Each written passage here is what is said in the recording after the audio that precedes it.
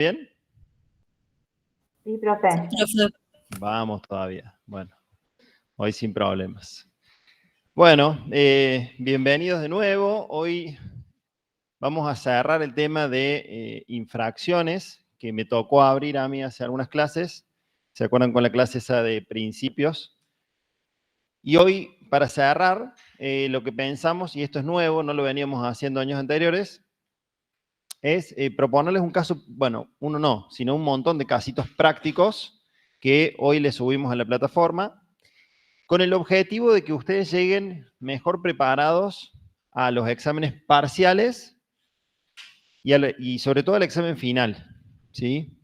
Porque notamos, o sea, esto es consecuencia de lo que nosotros notamos en los últimos exámenes, que cuando les preguntábamos algo de sanciones y más aún si mencionábamos o apuntábamos a ley penal tributaria, estaban muy flojas las respuestas, teníamos como un porcentaje de aprobación muy baja de ese tipo de preguntas.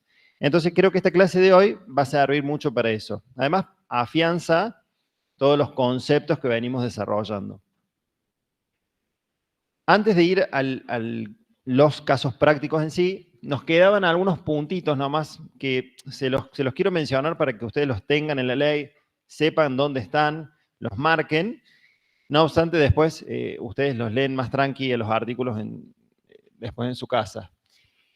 Los artículos que nos quedaban para ver son del 53 al 55, que básicamente habla del tema de quiénes son responsables de las sanciones. O sea, a quién se le va a aplicar cualquiera de todas las sanciones que venimos hablando. Formales o materiales, no importa cuáles de ellas, sino en general.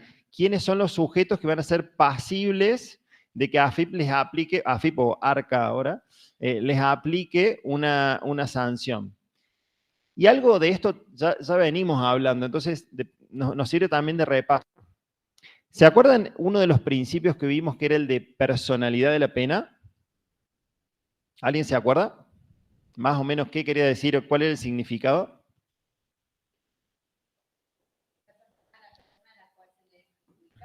Ajá. Bien, la persona que era como adjudicataria o que se merecía ese reproche. Y ese merecimiento, ¿qué tinte tenía? ¿Era plenamente una conducta objetiva, lo que veíamos como fría? ¿O cómo era?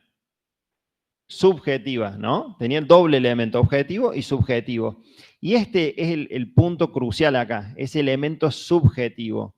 Porque si yo requiero un elemento subjetivo, me voy a dar vuelta y dentro de los contribuyentes y responsables que ya los estudiamos, va a haber algunos que no pudieron haber tenido una conducta subjetivamente reprochable. ¿Por qué? Por ejemplo, porque ellos no tenían el manejo de los fondos para pagar sus impuestos. Entonces, mal puedo haber evadido yo un impuesto si yo nunca tuve en mi mano la disposición de esos fondos para pagar los impuestos. Pueden trazar, si quieren, un paralelismo con el tema de responsables solidarios. ¿Se acuerdan? Que se exigía que ese sujeto haya tenido esa disponibilidad de tomar la decisión. Porque se trata de hacer lo correcto o lo incorrecto, y acá está el libre albedrío, o sea, esta subjetividad de hacer bien o mal, elegir el camino ese que planteamos en la primera clase, depende de cada uno, pero tengo que tener la posibilidad de tomar esa decisión. ¿Cómo le va, profe? Qué motorizada que vino hoy. Qué bueno. Bueno, ¿querés venir? Así me das una mano acá arriba de paso. Gracias. Entonces, ese principio de personalidad de la pena nos va a acompañar siempre y básicamente lo que van a encontrar en estos artículos que les mencionaba es que todos los contribuyentes o responsables de pago en general son pasibles de sanción, excepto, vamos por una regla de excepción, las sucesiones indivisas, ya las comentamos, no vamos a repetir. ¿Se acuerdan, no? Sucesiones indivisas, luego del fallecimiento, es como un ente abstracto, el responsable es el administrador de la sucesión y no ese patrimonio que sigue con una personalidad como de contribuyente. Los cónyuges, dice la ley, cuyos réditos perciba o disponga en su totalidad el otro. Caso que más o menos les estaba mencionando recién. Es un poco antigua la redacción. Creo que debe quedar muy pocos de estos casos. No sé si les pasará a alguno de ustedes. Yo no puedo tocarle un peso a mi mujer. Cada uno por ahí, o actualmente, como que cada uno maneja lo suyo, o por lo menos se hace cargo de sus ingresos, de manejar sus propios fondos y de pagar los impuestos que le correspondan. Pero bueno, si se diera ese caso, hay como una escapatoria. Y los siguientes casos, los incapaces, los penados y los quebrados, se tratan de sujetos que perdieron, por distintos motivos, la capacidad de hecho o de derecho para ejercer actos, para realizar actos jurídicos. ¿Se acuerdan de esto de la teoría más civil, no? Un incapaz es aquel sujeto que perdió la capacidad, o sea, se fue declarado incapaz o con una restricción a la capacidad y no puede, por cierto motivo, hacer un uso racional de su dinero, de su patrimonio, y por lo tanto se designa a una tercera persona que le va a administrar el patrimonio. Si producto de que el que administró el patrimonio se cometió una evasión en este contribuyente, porque el contribuyente puede seguir siendo el incapaz, el responsable, o sea, a quien se le va a aplicar la sanción es el administrador, o se llama curador en caso de los incapaces. En los penados pasaría algo similar. Los penados son, digamos, gente que perdió su libertad, está en prisión y por lo tanto no puede seguir haciendo uso de su dinero, de su fondo, de sus bienes, se los administra un tercero, paralelismo total con esto, hay un administrador que va a llevar la gestión de los activos. Y en el caso de la quiebra, probablemente sepan más ustedes que yo de quiebra, si la están haciendo o si ya la cursaron o aprobaron. Cuando se dicta la quiebra, ¿qué pasa con el patrimonio de ese sujeto? Muy bien, un desapoderamiento, excelente. ¿Y quién entra ahí como una figura? Muy bien, excelente. Entra esta figura que marca la ley, que es el síndico, que va a pasar a ocupar ese rol de disponer, no solo administrar, sino disponer de los fondos, siempre dando cuenta, rindiendo cuenta al juez, ¿no? Entonces, como vieron, en esos tres casos, el contribuyente de alguna manera se corre de la responsabilidad penal o infraccional, y si hay que castigar a alguien, se le castiga al que administró los fondos. Por último, creo que por último, que no queda nada más teórico, así ya vamos al práctico, hay un punto que también se los mencioné, pero vale la pena recordarlo. ¿Qué pasa si alguien que era contribuyente y responsable, digamos, de sanciones, fallece? Ya sea durante el transcurso del sumario, o cuando ya le aplicaron la sanción y le estaba discutiendo, o durante el plazo en el que estaba, por ejemplo, pagando la multa, o que, bueno, ni hablar que si estaba en prisión, pero ¿qué pasa en los efectos patrimoniales? Obviamente que la prisión es obvio. Los herederos se hacen cargo de la parte que heredan. ¿Y qué vinculación tendría con la parte sancionatoria para los herederos? O sea, vos te fuiste a la parte civil, se muere una persona, el causante, aparece una sucesión con herederos forzosos, si los hay, y los herederos, con beneficio de inventario, van a recibir ese patrimonio y continuar ellos. Ahora, si ese causante, esa persona que falleció, había cometido una infracción, supongamos 2 años atrás, y el fisco la detectara después del fallecimiento, ¿puede aplicarle la sanción a alguien? No. ¿Al heredero le correspondería pagar una multa por una sanción que subjetiva y objetivamente cometió otra persona? No, ni hablar, de ninguna manera. Exacto, exacto. Todo es como gira en torno de la misma línea. Está perfecto. En conclusión, ante el fallecimiento de un infractor, se extingue la pena. Esa es la regla, la extinción total de la pena. En cualquier estado que se encuentre, ya sea, como les dije recién, que todavía no se detectó, porque está, digamos, falleció y aún la AFIP ni se había enterado de la infracción, o bien que ya se había aplicado la sanción y estaba o en curso de discusión o en un plan de pagos. Bueno, hasta ahí. ¿Dudas de lo teórico?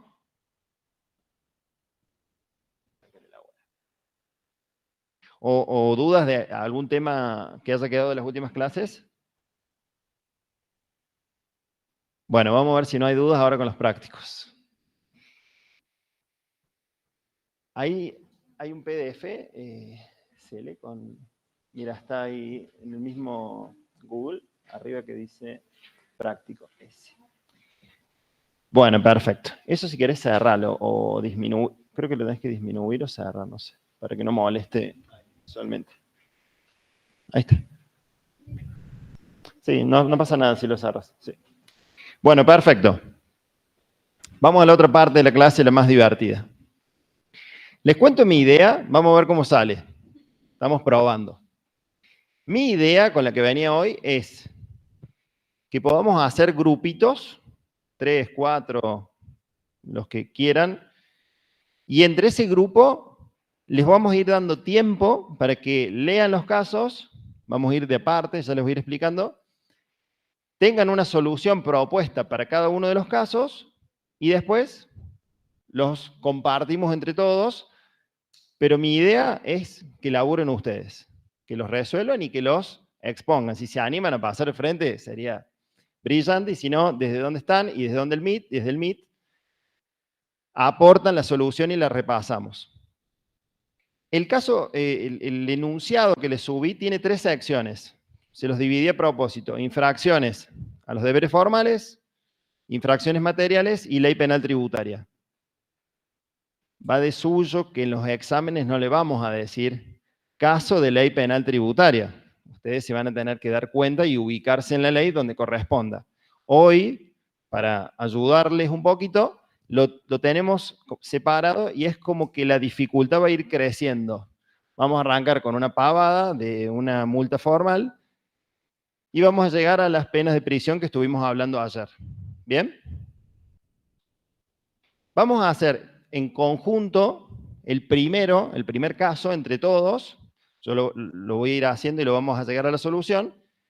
Y después, con el segundo y el tercero de la primera sección, forman los grupos, lo resuelven en, no sé, 10 minutos más o menos, vemos cómo van y repasamos. ¿Bien? ¿Se entendió la idea? ¿Les parece bien o les parece un moco y cada uno lo quiere resolver solo? Está bien, ¿no? Conversan un poco, charlan, somos seres humanos. El parcial también podemos proponer esto del grupal. Son rápidos, ¿no? Bueno, vamos al primero. Se me pasó SRL, omitió presentar al vencimiento, que era el 18 de septiembre del 2024, la declaración jurada de IVA de agosto. ¿Sí? La de agosto vence en septiembre.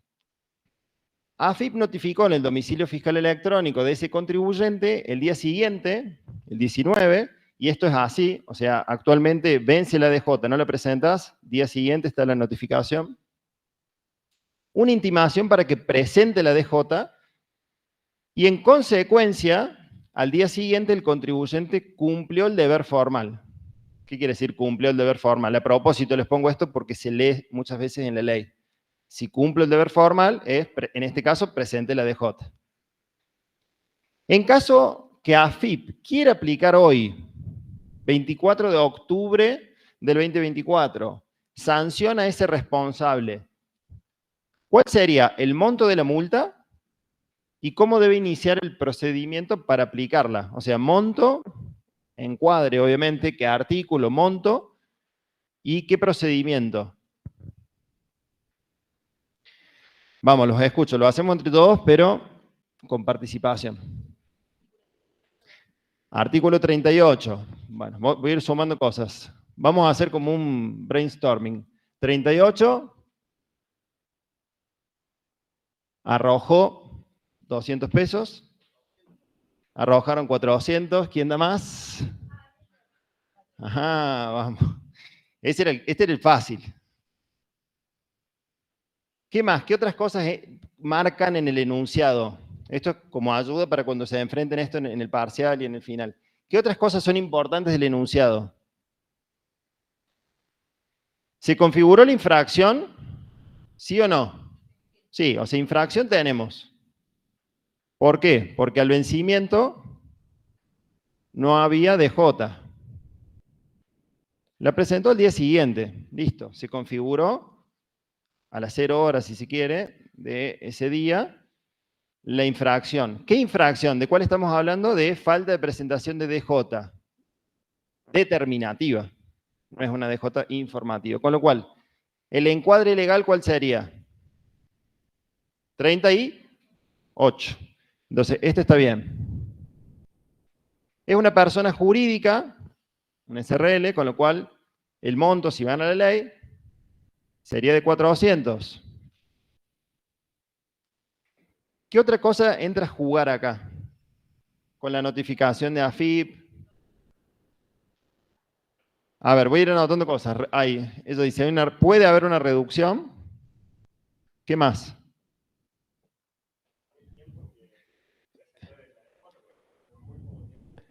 Ok, el tiempo en el cual cumplió.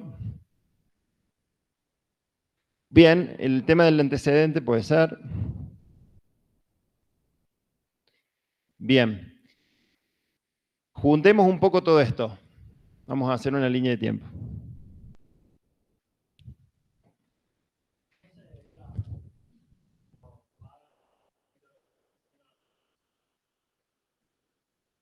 Bueno, ahí me gusta ese pensamiento. Él habla de un plazo de 15 días para que pase algo, y si pasa ese algo, ¿qué sucede? Aplicaría una reducción. Bien. Entonces, vamos como a ir de a poco en la línea de tiempo y vemos si se dan las condiciones para que aplique la reducción. Vencimiento de la DJ, 18. Intimación, el 19.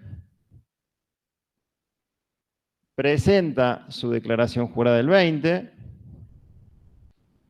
Y más o menos acá, hoy, 24, ¿no? Hoy, AFIP dice, bueno, quiero aplicar la sanción. Si AFIP quiere aplicar la sanción hoy, que es lo que nos dice el enunciado, obviamente esa sanción no se aplicó antes y no se pagó antes. ¿Qué condiciones se tienen que dar para que aplique la reducción en el 38? ¿Se acuerdan? O léanlo, vayan al artículo, márquenlo, porque esto les sirve para la vida profesional. ¿Sí? Bueno, entonces, hay doble condición para esa reducción, doble condición. Presentar la DJ y pagar. ¿Qué cosa tiene que pagar? ¿El saldo de la declaración jurada? La multa. Esto debería pasar dentro de los 15 días hábiles administrativos a partir de la notificación esta electrónica que dice el artículo, para que opere la reducción de pleno derecho a la mitad, con lo cual ese pago, obviamente que debería ser del 50%. No vayan a pagar el 100% y pedir una devolución. ¿Se dan las condiciones en nuestro caso? A ojito, ¿qué cosa nos dice? No pagó la multa, o sea que eso ya nos deja esto tachado. Y nos excedimos también de los 15 días. O sea, si alguien se quería poner a contar los días, por las dudas, lo puse a hoy, también estábamos excedidos. Con lo cual, reducción no hay, aplicaría hoy, esto ya sería la respuesta al caso práctico, aplicaría entonces una sanción de multa del artículo 38 de la 11.683, equivalente a 400 pesos, monto fijo. No aplica la reducción, ya lo comentamos. ¿Y qué procedimiento debe hacer o iniciar AFIP para aplicarla? ¿Tiene que hacer un procedimiento o ya está porque está cargada en cuentas tributarias que dice multa automática? Bien. Instrucción de sumario.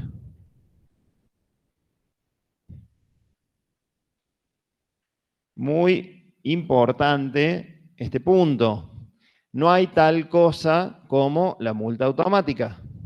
Si yo le quiero pagar voluntariamente es una cosa, una cuestión, que puede ser válida porque quiero aprovechar una reducción y cumplir el deber formal. Entonces, pagué voluntariamente una multa sin que AFIP haga el procedimiento.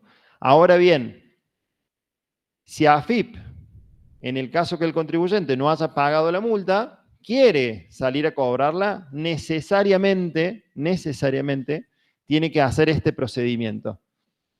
¿Se lo acuerdan, verdad? Lo vieron con Diego, ¿verdad? Uf. Hola. Instrucción de sumario, artículo 70. Vayan uniendo cables de un tema con el otro. De eso se trata esta materia al final. Cuando vayan a rendir el final, hay que unir responsables con sanciones, con declaración jurada, con compensación. Sé que es complejo, pero es una gimnasia a propósito de este tipo de casos. Bueno, ¿se entendió? Primer caso, el enunciado y la respuesta. ¿Están todos de acuerdo? Bueno, excelente. Les toca a ustedes. Van a hacer el caso 2 y 3, que son los dos que quedan de infracciones a los deberes formales, son 6 y 25, y son dos casos. ¿Les parece 10 minutos? ¿15? Bueno, probemos 10 minutos. Si vemos que están atascados, alargamos, damos prórroga. Que comience la función. Pueden juntarse, sé que esta aula no nos ayuda mucho porque es como muy fija, ¿no? Pero júntense, conversen, traten de ver si están de acuerdo y lleguen a una respuesta de cada uno de esos dos casos y volvemos a hablar.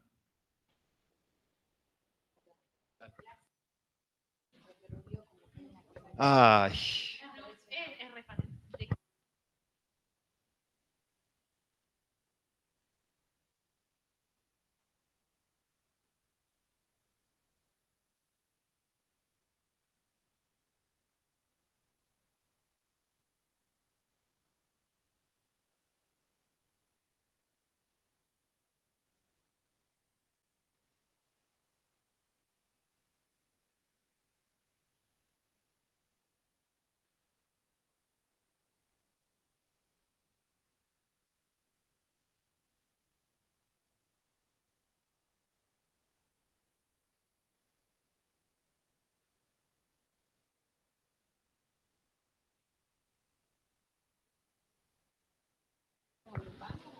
Sí. Los del MIT están siguiendo, si quieren pueden también armar MITs paralelo o armamos a la fuerza unos grupos. Acá la profe Cele me puede ayudar. Ah, mira, bien. ¿Cuántos son en el MIT? 55. 10 grupos de 5 podríamos hacer. Hacete 10. No, son mucha gente, es mucha gente. Hacé 10 por 10.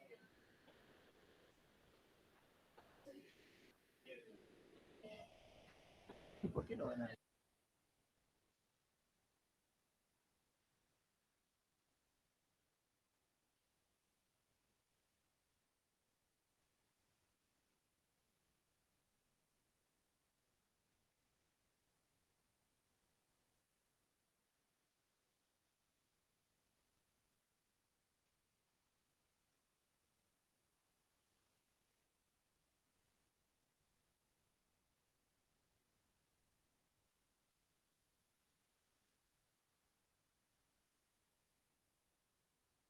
A los del Meet los vamos a enviar a salas de 5, no, bueno, como de 8 personas cada una, para que lo trabajen ahí grupalmente.